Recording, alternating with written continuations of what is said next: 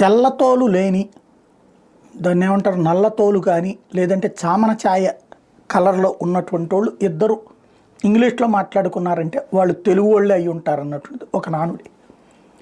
తమిళోళ్ళు ఇద్దరు కలిసినప్పుడు తమిళ్లో పలకరించుకుంటారు, కర్ణాటక వాళ్ళు ఇద్దరు కలిస్తే కన్నడలో పలకరించుకుంటారు, ఉత్తరప్రదేశ్ ఉత్తర భారతం వాళ్ళు గెలుచుకుంటే హిందీలో మాట్లాడుకుంటారు, కానీ ఇద్దరు తెలుగు వాళ్ళు గెలుచుకుంటే ఇంగ్లీష్లో మాట్లాడుకుంటారు. ఎందుకయ్యా అంటే ఎవరికి వాళ్ళు మేము ఇంగ్లీష్లో గొప్ప అని చెప్పుకోవడానికి ఇష్టపడతారు, కానీ మాతృభాషలో మాట్లాడడం అన్నటువంటిది ఒక ఆత్మన్యూనత కింద ఫీల్ అయ్యేటటువంటి సమాజం అంది.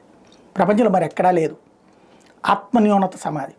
ప్రపంచంలో అన్ని చోట్ల కూడా మా భాషలో బోధన కావాలి, మా భాషలో ఎదగాలని కోరుకుంటుంటే ఈవెన్ అమెరికా కూడా తన మాతృభాష అయిన ఇంగ్లీష్ని మాతృభాషగా రిజిస్టర్ చేస్తే మన దగ్గర ఇంగ్లీష్లో చదివితే మాత్రమే బ్రతుకనేటటువంటి వ్యవస్థ. ఇంగ్లీషు తప్పనిసరి అవసరం బ్రతుకు తెరువు కోసం, కానీ మాతృభాషని వదిలేయటం కరెక్ట్గా